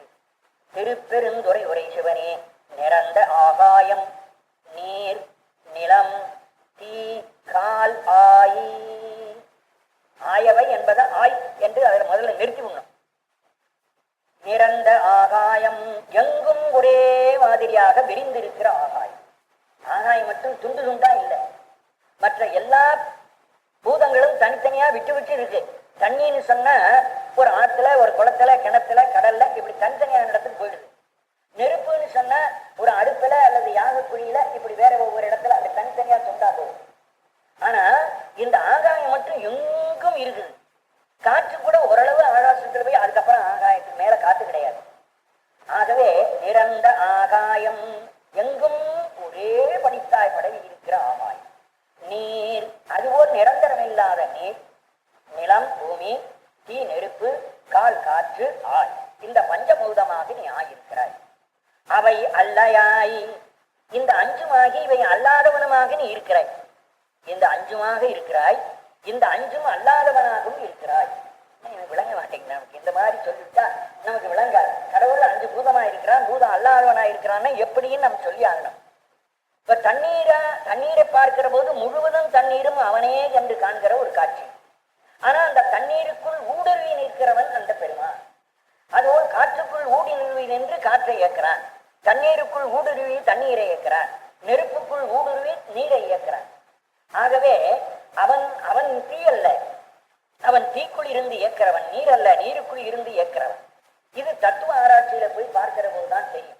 ஆனா அவனேதான் இந்த நெருப்பு போல, தீய காற்றை போல, நீரை போல நமக்கு வெளியிலே படுகிறான். இதுக்குள்ள இருந்து இயக்குவதனாலே அவனே நெருப்பு, அவனே காற்று என்று நாம் சொல்லலாம். இது ஒரு முறை. இப்ப நம்முடைய உடம்பு இருக்கு, உடம்புக்குள்ள உயிர் இருக்கு. உயிர் இந்த உடம்பு இயக்குறது. ஆனா உடம்பு வேறு உயிர் வேறு தான். ஆனா நாம் என்ன சொல்றோம்? இந்த உடம்பால் நான் நடக்கிறேன், சாப்பிட்றேன் அப்படின்னா கைதானே எழுப்பி சாப்பிடுது, உடம்பு தானே சாப்பிடுது, உடம்பு தானே நடக்குது. ஆனா நான் நடக்கிறேன், நான் சாப்பிட்றேன்னு சொன்னா அந்த உயிரும் உடம்பும் வேறு வேறாக பேசாமல் ரெண்டும் ஒன்றாக நின்று பேசுகின்றன. அந்த உயிரே உடம்பாக தன்னை பாதித்துக் கொள்கிறது. அதுபோல கடவுள் இந்த பஞ்சபூதத்தை இயக்குகிறான் என்று பார்த்தா கடவுள் வேறு, பஞ்சபூதம் வேறு. அந்த அப்படி பார்க்காம அந்த காற்று இயங்குகிறது, தீ சுடுகிறது என்று அதனுடைய நிலைமையை மட்டும் தனியா ஒருத்தன் சொல்வானா அது கடவுளே, அதுவே கடவுள் என்று நினைக்கிறேன். நம்ம உடலையே நாம் என்று நினைக்கிறதுனாலே அதுதான் அவர் சொன்னார், ஐம்பூதமாய் அவை அல்லையுமாய் அவை அல்லாத பொருளுமாக நீ இருக்கிறாய். அதாவது அவற்றை இயக்குகின்றவனாய் ஆங்கே கரந்ததோர் உருவே, அந்த பஞ்சபூதத்துக்கும் உள்ளே மறைந்திருக்கிற உருவமுடையவனே. ஆங்கே அந்த பஞ்சபூதங்களிலே கரந்தது ஓர் மறைந்திருப்பதாகிய ஒரு உருவே வடிவமாக உள்ளவனே. களித்தனன், நான் களிப்படைந்தேன். எதனால எனக்கு களிப்பு வந்தது? உன்னை கண்முற கண்டு கொண்டின்றே, உன்னை நான் கண்டுகொண்டேன். இந்த பஞ்சபூதமானாய் இருக்கிறாய், பூதத்துக்குள் பூதம் அல்லாமல் பூதத்துக்குள் இயக்குகிறாய் இருக்கிறாய். இது ரெண்டு நான் கண்டுகொண்டேன். கண்ணுற கண்டு பிரத்யட்சமாக கண்ணாலே கண்டுகொண்டேன். ஆக என் கண்ணால் இந்த 5 பூதங்களும் உன்னால் இயக்கப்படுகின்றன என்பதை நான் கண்டுகொண்டு கழித்தனேன். எந்த ஒரு அறிவு பெற்றதனாலே, ஞானம் பெற்றதனாலே எனக்கு கழிப்பு வந்தது, எனக்கு ஞானம் வந்தது. ஞானத்தால் நான் கழித்தேன். அந்த இன்று எனக்கு அருளி இருள் கடிந்து உள்ளத்து எழுகின்ற ஞாயிறே போன்று நின்ற நின் தன்மை நினைப்பற நினைந்தேன். இன்று எனக்கு அருளி, இன்றைக்கு நீ குருநாதராக வந்து எனக்கு ஞானோபதேசம் செஞ்சு எனக்கு அருளினீர் என்றால் எனக்கு ஞானத்தை நீ தந்தீர். இருள் கடிந்து என்னுடைய ஆணவ இருட்டை மலமாசுகளை எல்லாம் நீக்கி அருளி ஞானத்தை கொடுத்தீர். உள்ளத்து எழுகின்ற என் உள்ளத்திலே நீ வருகிறாய். எழுகின்ற ஞாயிறே போன்று உதய சூரியனை போல. எழுகிற ஞாயிறு என்றால் கடல்லேருந்து மேலே எழுந்து வருகிற சூரியனை போல. அந்த சூரியன் எழுகிற போதுதான் ரொம்ப சகச்சவேன்னு ஒரு பெரிய அழகாக இருக்கு. அதனால எழுகிற சூரியனைத்தான் இறைவனுக்கு உதாரணமாக நாம் காட்டுகிறோம். திருமுருகாற்றுப்படையில கூட அந்த கடல்லேருந்து எழுந்து வருகிற அந்த சிவப்பா இருக்கிற சூரியன் தான் முருகனுக்கு தோற்றமா சொல்றாங்க. அந்த கடல்ல பார்க்கிற போது கடல் தண்ணீர் முழுவதும் பச்சை பச்சேன்னு இருக்க, அதுக்கு மேல சகச்சிவேன்னு இந்த சூரியன் வருவது, பச்சை மயில் மேலே சிவப்பான முருகன் உட்கார்ந்து இருக்கிற மாதிரி இருக்கிறார். உலகம் உவப்ப வளனே உதிரிதிரு பலர் ஞாயிறு கடற்கண்டாங்கு. கடல்ல அந்த ஞாயிறை கண்டதை போல, கடலுக்கு மேல் சூரியனை பார்த்தது போல முருகன் மயிலுக்கு மேலே முருகன தோற்றம் அமைகிறது என்ற இந்த இயற்கையிலே இறைவனை காணுகிற காட்சியை அவர் காட்டுறார். அதே தான் இங்கே இறைவனாக இவர் உள்ளத்திலே பார்க்கிறார். அந்த ஜோதி சுரூபத்தை, சூரியனுடைய உதயத்தை தன் உள்ளத்திலே பார்க்கிறார். எழுகின்ற ஞாயிறே போன்று நின்றனின் தன்மை, அப்படி நிலைத்திருக்கிற உன்னுடைய அந்த தன்மையை நினைந்தேன், நான் தியானம் பண்ணினேன். நினைப்பு அற நினைந்தேன், வெளி நினைப்பு அற உன்னை தியானம் பண்ணேன். நினைப்பு அற நினைந்தேன்னா உன்னை நினைக்காம உன்னை நினைச்சேன்னு அர்த்தம் இல்லாம கூட. நினைப்பு அறனா வெளி நினைப்பு அற. என்னுடைய பஞ்சபூதங்களையும் வெளியில போக விடல, கண்ணு வெளியில பார்க்கல, காது வெளியில கேட்கல, வாய் ருசிக்கல, எல்லாத்தையும் கட்டுப்படுத்தி தியானத்தினாலே என்னுடைய மனத்தை உன்னோடு ஒன்றுபடுத்த லயப்படுத்திட்டேன்.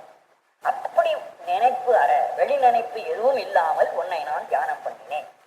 நீயலால் பிரிதுமற்றில்லை பிரிதுமற்றின்மை. இப்படி நான் தியானம் பண்ண பிறகுதான் இந்த பஞ்சபூதங்களும் எனக்கு அந்த தியானத்திலே தெரிய வருது. உன்னை தவிர இந்த உலகம் இல்லை, உலகத்தை தவிர நீ இல்லை, நீதான் உலகம், உலகம்தான் நீ என்ற ரெண்டும் நான் புரிந்து கொண்டேன் என்று சொல்றார். நீ அலால் பிரிது மற்றின்மை, நீ அல்லாமல் வேறொரு பொருள் இந்த உலகத்திலே கிடையாது. அப்படின்னா நீ இல்லாத பொருளே இல்லைன்னு அர்த்தம். எந்த பொருளை எடுத்தாலும் அந்த பொருளுக்குள் கடவுள் இருக்கான். அப்போ அந்த பொருள் நீ அல்லாத அந்த பொருள் இல்லை. அப்படின்னா நீ உள்ளத்தில் அந்த பொருளுக்குள் ஊடுருவாமல் இருக்கிற பொருள் இந்த உலகத்திலே எதுவுமே கிடையாது. இறைவன் ஊடுருவாத ஒரு பொருள் இந்த உலகத்திலே தனியா இருக்கிறதான்னு கேட்டா கிடையாது. எல்லா பொருளுக்குள்ளும் இறைவன் ஊடுருவிக்கிறான். நீ அலால் பிரிதுமற்றில்லை, நீ ஊடுருவி பாயாத வேறொரு பொருள் இந்த உலகத்திலே இன்மை இல்லாமையை சென்று சென்றணுவாய் தேய்ந்து தேய்ந்தொன்றாய். நீ எப்படி அந்த பொருளுக்குள் போய் இருக்கிறாய்? மிக மிக தேய்ந்து தேய்ந்து சுருங்கி சுருங்கி அணுவா போய் அந்த பொருளுக்குள்ளே நீ ஒன்றித்து போயிருக்கிறாய். பல மணிகளை எடுத்து தொலையிட்டு தொலைகளை அந்த நூலை கோத்து விடும். அப்ப மணிக்குள்ளே நூல் இருக்கிறது மாதிரி. அப்ப அந்த நூல் மணியை விட மெல்லிசு. மணி முத்தத்துக்கு கயிறு இருந்தா எப்படி கயிறை கோக்க முடியும்? அதனால இந்த பொருள் இறைவன் ஒவ்வொரு பொருளுக்குள்ளும் ஊடுருவுகிறான் என்றால் பொருளின் பருமனை விட அந்த இறைவன் மிக நுண்ணியனாக உள்ளே போகிறான். அதான் சென்று சென்று உள்ளே போய் போய் அணுவாய் மிகச் சின்ன உருவமாய் தேய்ந்து மிக குறிய உருவமுடையவனாய் தேய்ந்து தேய்ந்து ஒன்றாய் அந்த பொருளோடு நீ ஒன்றாய் கலந்து விடுகிறாய். திருப்பெருந்துறை உரை சிவனே, ஒன்று நீ அல்லை அன்றி ஒன்று இல்லை. இதுதான் ஞானம், தெரிந்து கொள்ள வேண்டிய ஒரு விஷயம். ஒன்று நீ அல்லை, இந்த உலகத்தில் உள்ள எந்த ஒரு பொருளும் நீ அல்ல. அந்த பொருளெல்லாம் கண்ணால் பார்க்கப்படுகிற அத்தனை பொருளும் மாயா சுரூபம்.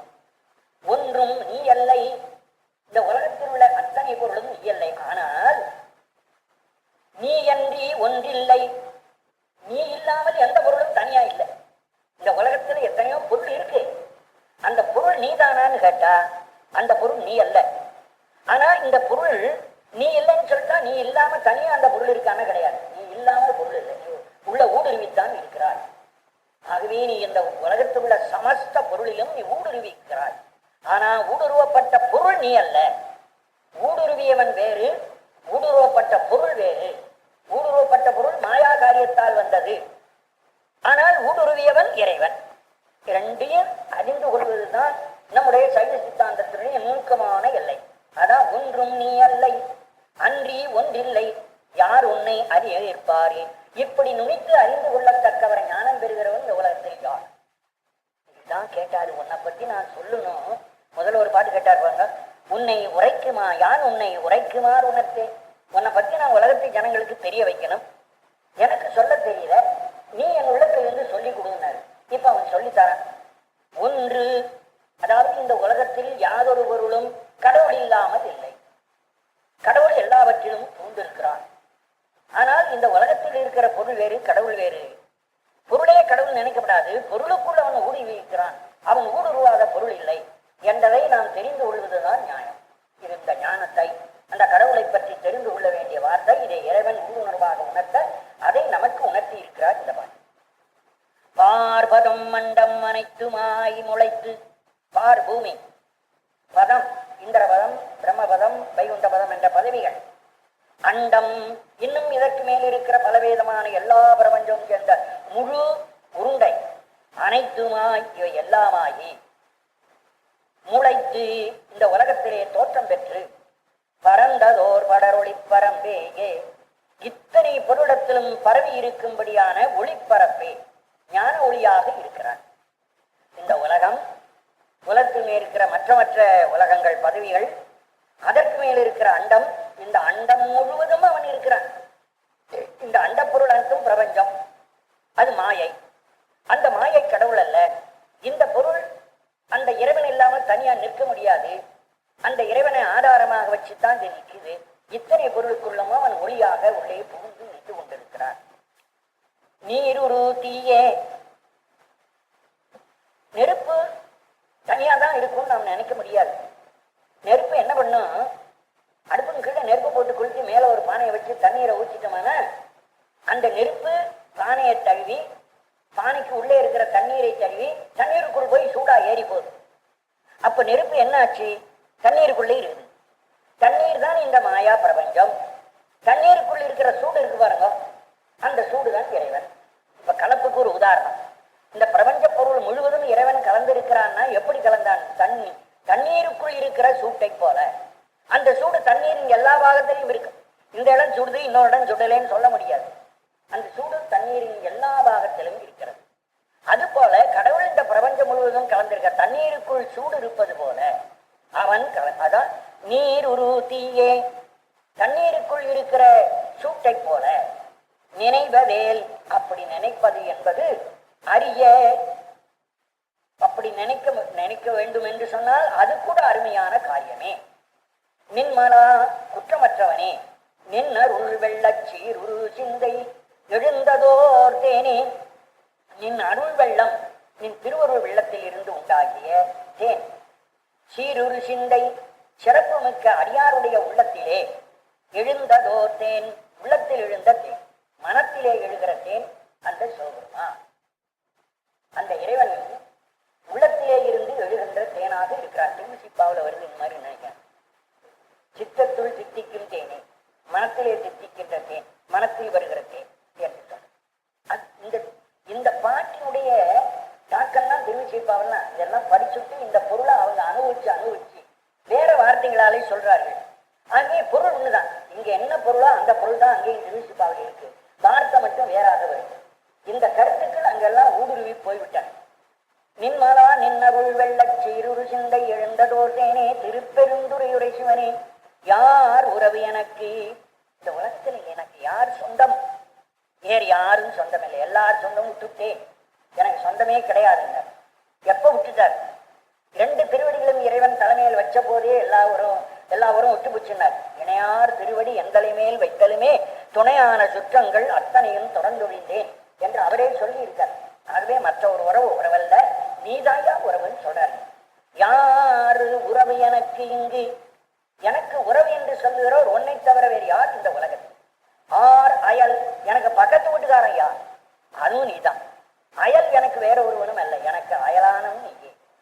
யார் அயல் உள்ளார் ஆனந்தம் ஆக்குமென் சோதி, என்னை ஆனந்தமயமாக்குற ஒளியனே, ஒளியாக இருக்கிற பெருமானே, சோதியாய் தோன்றும் உருவமே. அந்த இறைவன் உருவமுடையவன், அருவமுடையவன். உருவம்னா கண்ணுக்கு புலப்படுபவன், அருவம்னா கண்ணுக்கு தெரியாதவன். கண்ணுக்கு எப்படி தெரிய வருகிறான்? ஒரு ஒளியாக தோற்றம் எடுத்து வருகிறான். சோதியாய் தோன்றும் உருவமே, நெருப்பின் ஒளியாக கண்ணுக்கு தெரிகின்ற வடிவமாக வருகிற பெருமானே, அருவாம் ஒருவனே, அப்படி உருவமே தெரியாமல் அருவமாயிருக்கிற ஒப்பற்ற பரம்பொருளே. அது பரவஸ்து என்று சொல்கிற அந்த லய சிவன் என்று சொல்லுமே, ஒடுங்கி போன சிவன், அவனுக்கு உருவமே இல்லை. அதை சொல்றேன். சொல்லுதற்கரிய ஆதியே நடுவே அந்தமே, மூணா இருக்கிறான். முதலும் நடவும் இறுதியும் ஆனான். முந்திய முதல் நடு இறுதியும் ஆனாய், மூவர் மற்ற அறிவாய் அவர் மற்ற அறிவார். திருப்பெருந்தருள முந்திய முதலும் ஈரும் நடுவானான். அந்த கருத்தா மறுபடியும் இங்கேயும் சொல்ற. ஆதியே முதலாக இருப்பவனே, நடுவே மையத்தில் இருக்கிறவனே, அந்தமே உலகம் அழிகின்ற முடிவிலும் இருக்கின்றவனே, பந்தம் அறுக்குமா ஆனந்தமா கடலே. பந்தம் அறுக்கும், என்னுடைய பாசங்களை அறுத்து விடுகின்ற. பந்தம்னா கட்டு, பாசம்னாலும் கட்டுதான். ஆணவம் கண்மம் மாயை என்ற 3 கட்டுக்கள். அதைத்தான் பாசம் என்றும் பந்தம் என்றும் வேற வேற சொல்றால் சொல். இந்த பந்தத்தை அறுத்து விடக்கூடிய ஆனந்தமாகடல், ஆனந்த வெள்ளம் நிறைந்த கடலாக இருக்கிற பெருமானி, தீதிலா நன்மை. அதான் சிவம். சிவத்துக்கு முன்ன விளக்கம் சொன்னவே, சிவம் மங்களமானவன், நன்மையானவன். நன்மன் மட்டும் சொன்னா போறாது, தீமை இல்லாத நன்மையும் சொல்லி ஆகணும். அதுக்குதான் தீதிலா நன்மை திருவருக்குன்றேகே, தீதே கலப்பில்லாத நன்மையே வடிவாக இருக்கிற பெருமான். அவன் கெட்டதை செய்பவனே அல்ல. இறைவன் ஒரு நாளும் கெடுதி செய்பவன் கிடையாது, நன்மையைத்தான் செய்கிறான். இதை நாம் அழுத்தமா தெரிஞ்சுக்கிட்டோம்னா, அடியார்களுக்கு அவன் துன்பம் கொடுக்கிறான்னா ஏதோ கஷ்டத்தை வேணும்னு கொடுக்கிறவன், தீதை அடிக்கிறான். நம்ம பரிவர்ப்பம் பண்றதுக்காக கொடுக்குறான். நல்லவனை ஆக்கணும், திருத்தணும். திருத்தம்னா 2 உதை கொடுத்தாதான் நாம் திருந்துறோங்கிறோம். அதுக்காக நமக்கு என்ன பண்றான்? 2 கஷ்டத்தை கொடுக்குறான். அப்பதான் ஆண்டவனே உனக்கு கண்ணு இல்லையா, என்னை பார்க்கப்படாதான்னு திரும்பி கேட்கிறோம். அவன் நல்லதே கொடுத்துட்டு இருந்தா அவனை பத்தி திருப்பி பார்க்கறது இல்லை. எனக்கு இவ்வளவு சுகத்தை கொடுத்தியே பெருமானே, உனக்கு நான் நன்றின்னு யார் சொல்றான்? கஷ்டப்படும் போதுதான் இறைவனை திருப்பி பார்க்கணும். அதுக்குதான் அவர் என்ன பண்றார்? அவர் நமக்கு அடி கொடுத்தாலும் கூட அதுவும் கூட கருணைங்கிறார். யமன சங்காரம் பண்ணினார், மற்ற மன்மதனை அழித்தார். அதெல்லாம் என்னன்னு கேட்டீங்கன்னா, அது மரக்கருணை. கருணை தான் அதுவும். அதை தண்டித்தலாகிய ஒரு கருணை. தப்பு பண்ற பிள்ளைய தகப்பன் அடிச்சானா பிள்ளை கெட்டு போகணுங்கிறது அவன் அடிக்கிறான், திருத்தணுங்கிற. அதனாலே அவன் நல்லவனை தவிர கெட்டவன். இறைவன் தீதே இல்லாத நல்லது உடையவன். திருவருக்குன்றே திருப்பெருந்துறையுரை சிவனே, யாது நீ போல்வதோர் வகை எனக்கு அருளாய். அருளாய் எனக்கு கொடு. எதை கொடுக்கணும்?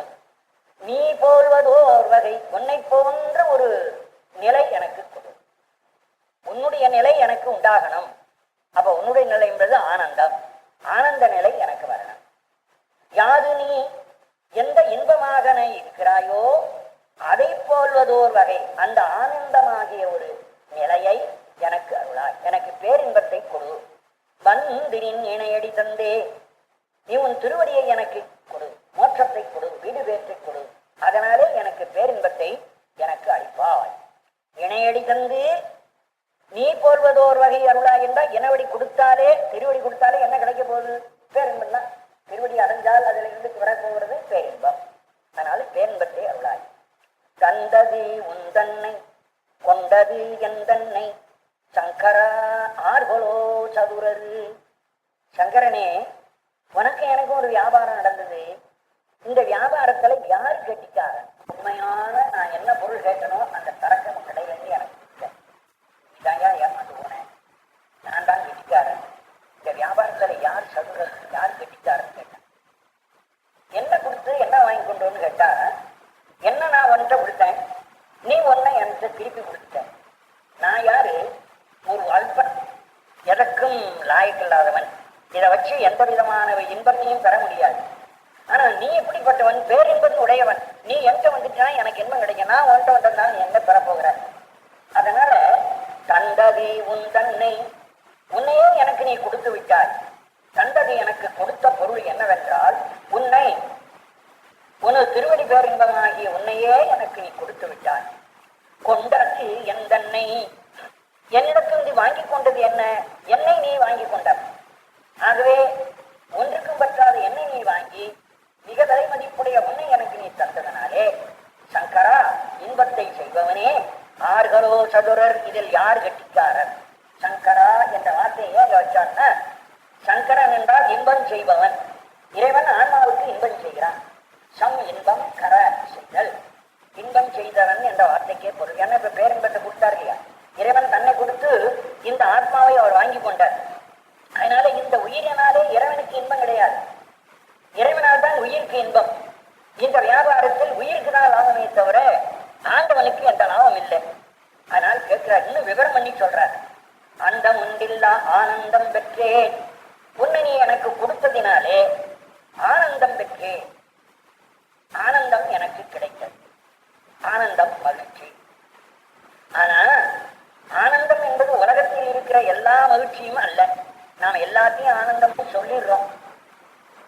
இறைவனிடத்தில் பெறப்போகிற திருவடி இன்பம் தான் ஆனந்தம். ந அந்தம் ஆனந்தம், அந்த வார்த்தைக்கு என்ன பண்ண, முடிவில்லாததுன்னு அர்த்தம். ந அந்தம், நான் இல்லாத அந்தம் முடிவு. அந்தம் இல்லாதது, முடிவில்லாத இன்பம் எதுவோ அது ஆனந்தம். அது ஆனந்தம் என்பது நான் உலகத்துல இருக்கிற அனுபவிக்கிற பொருளெல்லாம் ஆனந்தம் அல்ல, மகிழ்ச்சி தான். இதெல்லாம் இன்பம் தான். ஆனா பேரின்பம் ஒன்றுதான் முடிவில்லாதது, அதுதான் ஆனந்தம். அதுவே சொல்றார், ஆனந்தம் பெற்றேன், முடிவில்லாத இன்பத்தை அனுபவித்தேன். அந்தம் ஒன்றில்லா ஆனந்தம். சில பேருக்கு ஆனந்தம்னா அர்த்தம் தெரியாதே, அதுக்காக அவரே அர்த்தம் எழுதுறார். அந்தம் ஒன்றில்லா, முடிவில்லாததான ஆனந்தம்ங்கிற வார்த்தையை நானே பிரிச்சு காட்டுறப்போ, நாங்கிற எழுத்தும் அந்தம்ங்கிற எழுத்தும் சேரும்போது ஆனந்தம்னு ஒண்ணு.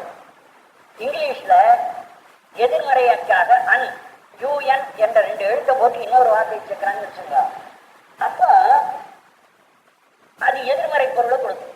ஏபிள் அப்படின்னா என்னால முடியும், அனேபிள் அப்படின்னு சொல்லிட்டு முடியாது. இப்ப எதிர்மறையா சொல்லுவாங்க, அந்த எதிர்மறை விசர்க்கம், இதை எதிர்மறை துணை ஒட்டு என்று இலக்கணத்தில் சொல்வார். இது வடமொழியில எதிர்மறையை தருகிற வினையொட்டு நாங்கிற ஒரு எழுத்து இல்லை, நாங்கிற வார்த்தைக்கு இல்லை. அந்த மாதிரியான அந்தமில்லாததுங்கிற சொல் நமக்கு விளங்குதோ இல்லையோங்கிறதுக்காக அந்தம் ஒன்று இல்லா, முடிவில்லாததான என்று அவரே உரையும் விரித்து அந்த சொல்லையும் சேர்த்து காட்டிருக்கார். இப்படி நமது சான்றோர்கள் பெரியவர்கள் நமக்கு பொருள் தெரியாம போட்டா என்ன பண்றதுங்கிறது பல இடங்கள்ல பொருள் செஞ்சுட்டாங்க. இப்ப தீர்த்தம்னு ஒரு சொல்லு, தீர்த்தம்னா தண்ணீர் அப்படித்தான் நான் நினைக்கிறேன். ஆத்துல குளத்துல ஓடுது, கோயில் குளங்கள்ல இருக்கிறதெல்லாம் தீர்த்தம்னு சொல்றோம். ஏன் தீர்த்தம்? அங்க போய் குளிச்சா நம்முடைய பாவத்தை தீர்த்து விடுகிறது, நீக்கி விடுகிறது. பாவங்களை நீக்குதலினாலே தீர்த்தம். பாவமாயின தீர தீர்க்கும் தீர்த்தம் என்று அப்படியே தேவாரத்தில் வரும். பாவமாயின தீர தீர்க்கும் தீர்த்தம். அப்ப தீர்க்கம் என்பதற்கு அவர்கள் உரையை எழுதி காட்டுறார். அதுபோல இங்க ஆனந்தம் என்பதற்கு அந்தம் ஒன்றில்லா ஆனந்தம் ஒரு உரை எழுதி காட்டுறார். இந்த இடத்தில் நமக்கு விளங்க வைக்கிறார். யாது நீ பெற்றது ஒன்று என்பால், அதுபோல என்னிடத்தில் இருந்து நீ என்ன பெற்றாய்? உன்னிடத்தில் இது ஆனந்தம் பெற்றது போல என்னிடத்தில் நீ எதுவும் பெறுவதில்லை, பெற்றது ஒன்று இல்லை. ஆகவே சிந்தையே கோயில் கொண்ட எம் பெருமான், என் மனத்தையே நீ கோயிலாக கொண்டு விட்டார். திருப்பெருந்துறையுரை சிவனே, திருப்பெருந்துள்ள பெருமானே, எந்த ஏ ஈசா, எந்த ஏ நப்பனே, ஈசா எங்களுக்கெல்லாம் உடையானே, உடல் இடம் கொண்டாய், என் உடலிலே நீ இடம் கொண்டாய். இந்த பாட்டுல கொஞ்சம் இடர்பாடு வருது. சிந்தையே கோயில் கொண்டாய் என்று ஒரு சொல், உடலிடம் கொண்டாய் என்று ஒரு சொல். அப்ப என் உடலை கொண்டாய், சிந்தையை கொண்டான்னு 2 இருக்குது. அந்த சிந்தையை சொல்ற போது என்ன பண்றார்? சிந்தையை கோயிலாக கொண்டாய்னு சொல்றார், உடலை கொண்டாய் என்று வேற சொல்றார். அப்ப உடல்ங்கிறது என்ன, சிந்தைங்கிறது என்ன என்பதை பிரிச்சு பாரு. இது திருமூலத்தை போய் கேட்கணும், என் உடம்பு எதியா, என் உள்ளம் எது? ஊனுடம்பு ஆலயம். இந்த உடம்பு என்பது முழு கோயில், பிரகாரம், மதில், கோபுரம், கர்ப்ப கிரகம் எல்லாம் சேர்ந்தது இருக்குது, அதுக்கு பெயர் உடம்பு, அது ஆலை. உள்ளம் பெருங்கோயில். இந்த உடம்புக்குள் மனசுன்னு ஒண்ணு தனியா இருப்பாருங்க, நெஞ்சம். அந்த மனசு என்பது கர்ப்பகிரகம், அதான் பெருங்கோயில். பெருங்கோயில்னா கர்ப்பகிரகம். உடம்பு ஆலயம், அந்த உடம்புக்குள் மனசு என்று சொல்லுகிறது கர்ப்பகிரகம். இப்ப ரெண்டையும் வச்சு பாருங்க. சிந்தையே கோயில், மனமே பெருங்கோயில். அவர் சொல்றார் பாருங்க, உடம்பாலயம் உள்ளம் பெருங்கோயில். அந்த உள்ளம் பெருங்கோயில தான் சிந்தையே கோயில்னு சொல்றாரு. இந்த மாணிக்க வாசகருக்கு காலத்தால் முற்பட்டவர் திருமந்திரம் எழுதியவர் திருமூலர். திருமூலர் சொன்ன கருத்தை இவர் வாங்கி சொல்றார். அந்த இடத்துல உள்ளம் பெருங்கோயில் என்பதை சிந்தையே கோயிலாய் கொண்டார். என் மனத்தை கர்ப்பகிரகமாய் வைத்துக் கொண்டு மற்றபடி இருக்கிற என் உடம்பு முழுவதையும் உடல் இடம் கொண்டாய் உடத்தை பெருங்கோயிலாக, அதாவது வெளிக்கோயிலாக, ஆலயமாக நீ இடம் கொண்டிருக்கிறாய். யான் இதற்கு இளங்கொடு கைமாறே. இப்பேற்பட்ட ஆனந்தத்தை கொடுத்த உனக்கு நான் என்ன கைமாறு செய்ய முடியும்? ஒரு பிரதி உபகாரம் செய்வதற்கில்லை என்று இந்த பகுதியை நிறைவு செய்கிறோம். இந்த பகுதி முழுவதும் அந்த இறைவன் தனக்கு கொடுத்த இன்பத்தையும் அவன் தனக்கு உருக்காட்டி மறைந்ததையும் திரும்ப அந்த உரு காட்ட வேண்டும் என்ற வேட்கையும் தெரிவிக்கிறார். ஒரு இடத்திலாவது கோயில் அல்லது தில்லை என்ற பெயரே வரல. எங்காவது அமர்ந்துள்ளோம் 10 பாட்டுல சிதம்பரங்கிற சொல்லு அம்பலம் என்றோ மன்றி என்றோ நடராஜன் என்றோ கூத்தன் என்றோ ஒண்ணுமே காணும். எல்லாம் திருப்பெருந்துறை இறைவனே தான் வந்து. அப்ப இந்த பதிகம் முழுவதும் திருப்பெருந்துறைக்குரியதாக இருக்குமே தவிர கோயில் பதிகம் என்ற பெயரே தவறாக. அதே பெயரிட்டவர்கள் ஏதோ தவறு செஞ்சாங்க. வேற ஏதோ ஒரு பதிகத்துக்கு கொடுக்க வேண்டிய பெயரை இந்த பதிகத்துக்கு மாற்றி கொடுத்திருக்கிறார்கள். இப்படி ஆராய்ந்து பார்த்துக் கொள்ளணும். ஆனா மற்றவங்க எல்லாம் சொல்ல மாட்டாங்க. அதான் தப்பு கண்டுபிடிக்க விடாது. திருவாசகம் உன்னை திருவாசகம் படிக்க சொன்னா, அர்த்தம் பண்ண சொன்னா, இந்த குயிர்த்தி எல்லாம் உனக்கு வேண்டாம். அதுக்கதான் திருவாசகம் ஒரே எழுபடாதுன்னு பெரியவங்க எல்லாம் சொன்னாங்க. இப்ப நான் வர சொல்ல போது என்னாது, இப்படிப்பட்ட விபரீதம் வந்துருக்கு இல்லையா? அதுக்காகதான் பெரியவங்க திருவாசகத்தை வர சொல்லாது தான் படிச்சுட்டு போனாங்க.